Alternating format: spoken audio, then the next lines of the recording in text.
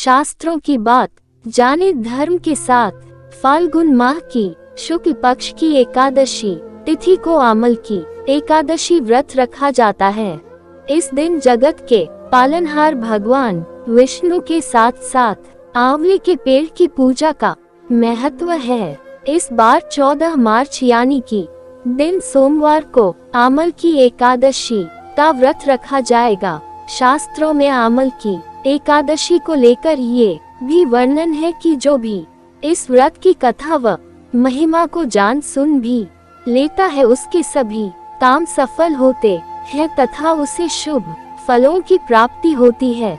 तो आइए जानते हैं क्या इस व्रत की कथा व महिमा। इससे जुड़ी पौराणिक व्रत कथा के माध्यम से पौराणिक कथा के अनुसार भगवान विष्णु की नाभि से ब्रह्मा जी की उत्पत्ति हुई।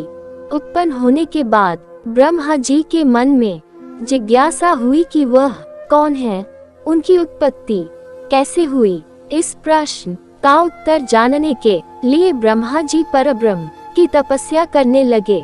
ब्रह्मा जी की तपस्या से प्रसन्न होकर भगवान विष्णु जी ने ब्रह्मा जी को दर्शन दिए। विष्णु जी को सामने देखते ही ब्रह्मा जी की आंखों से आंसुओं की धारा बहने लगी। ब्रह्मा जी के आंसू भगवान विष्णु के चरणों पर गिरने लगे और उनके आंसुओं से आमल की यानी आंवले का वृक्ष उत्पन्न हुआ। भगवान विष्णु ने ब्रह्मा जी से कहा कि आपके आंसुओं से उत्पन्न आंवले का वृक्ष और फल मुझे अति प्रिय रहेगा। जो भी आमल की एकादशी के दिन आंवले के वृक्ष की पूजा करेगा उसके सारे पाप समाप्त हो जाएंगे और व्यक्ति मोक्ष प्राप्ति का अधिकार होगा। तभी से आमल की एकादशी के दिन आंवले के पेड़ की पूजा की जाती है। साथ ही इस दिन आंवला भगवान विष्णु को अर्पित किया जाता है। इतना ही नहीं, इस दिन खुद भी आंवला ग्रहण करना बेहद ही फलदायी होता है। अमाल की एकादशी की कथा के इस संदर्भ में एक राजा की कथा का उल्लेख किया गया है जो पूर्व जन्म में एक शिकारी था। एक बार आमल की एकादशी के दिन जब सभी लोग मंदिर में एकादशी का व्रत करके भजन और पूजन कर रहे थे तब मंदिर में चोरी के उद्देश्य से वह मंदिर के बाहर छुपकर बैठा रहा। मंदिर में चल रही पूजा अर्चना देखते हुए वह लोगों के जाने का इंतजार कर रहा था। अगले दिन सुबह हो जाने पर शिकारी घर चला गया। इस तरह अनजाने में शिकारी से आमल की एकादशी का व्रत हो गया। कुछ समय बाद शिकारी की मृत्यु हुई और उसका जन्म राज परिवार में हुआ। यही कारण है कि सभी एकादशियों में जया एकादशी का विशिष्ट महत्व है। यहाँ जानिए आमल की एकादशी व्रत की महिमा के बारे में।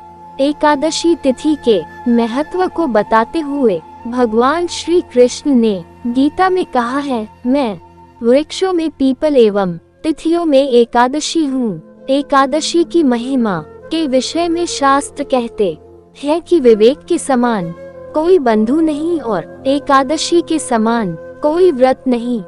पुराण के अनुसार परमेश्वर श्री कृष्ण ने युधिष्ठिर को एकादशी तिथि का महत्व समझाते हुए कहा है कि बड़े बड़े यज्ञों से भी मुझे उतनी प्रसन्नता नहीं मिलती जितनी एकादशी व्रत के अनुष्ठान से मिलती है।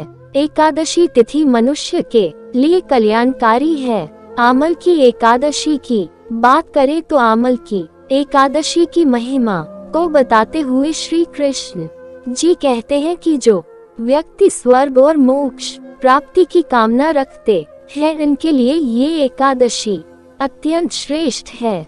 जो भी इस दिन आंवले पेड़ की पूजा करता है उसे सभी देवी देवताओं का आशीर्वाद प्राप्त होता है।